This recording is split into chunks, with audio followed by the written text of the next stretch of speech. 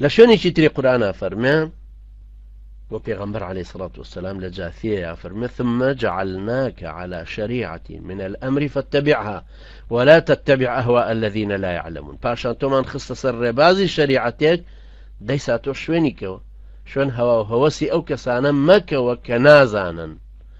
شريعته هي خواي پروردگاری زانا و کارزان و کارجوان و کاربەجێ ناردوێتی خوارە و دەی ئەوە زانێ کەوا بوو تۆ نەکەی توخنی ئەوە بکەویتەوە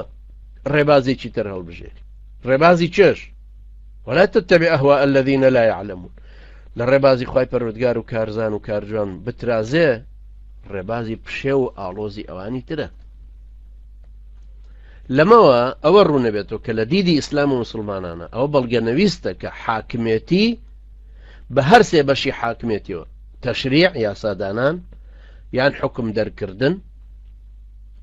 تەنفیزکردنی حکمەکە یان داوەریکردن چونکەوە هەر سێ بەش عایدی حاکمیەتە ئەشێ پەرلەمانە و حاکم بۆ حکمی دەرکردو ئەشێ وەزیرێ بگە و تەنفیزکردنەکەی گرتووەتە ئەستۆ ئەشێ قازیەک بێت داوەری خەڵکەکە بێنەوە بۆ لای حاکمە قانونەکانی لەبەردەستایە بۆ جێبەجێکردن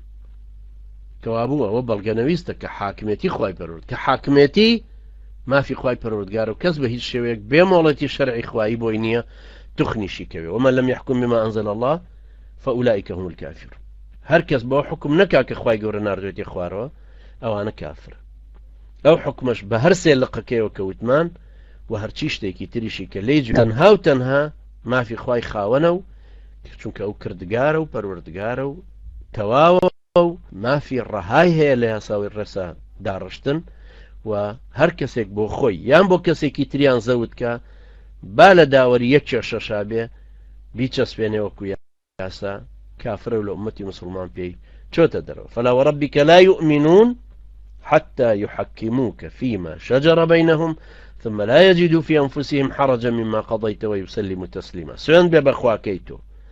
ئیمان دەرنابن تا تۆ نەکەنە داوەر لەو چێشە و ناکۆچیانەی کە لە نێوانیانە ڕووەدا جابێ کە حکمت کردن بە تەواوی ملکەچی بۆ بڕیارەکە دەرببڕن و پێی ڕازی بن ئەمە سەرزارەکی پێی ڕازی بن ئەنجا فەرمێن نابێ هیچ گرێ و گۆڵێکیش دەربار ڕەوایی حکمەکەی تۆ لە دڵ و دەرونیانە بمێنێتەوە و ئەبێت تەسلیم بوو بن بە تەواوی خۆ تەسلیمی حکمەکەت بکەن لە دەرەوە لە سەرزارەکی هەرە بێت تەسلیم بن چونکە ناتوانن تەمەڕود لە تۆ بکەن دەسەڵاتت هەیە بە زۆر ڕاپێچەکەی هێنیتە ژێر بارەوە بەڵام لە ناخیا مهم ئەوەیە خۆی کافر نەکا و تەسلیم بوو بێ بۆ ڕێیە ئەوە هەڵوێستێکە کە لەگەڵ لا إله إلا الله محمد رسول الله گونجێ ئەما غەیری ئەوە ممکن نییە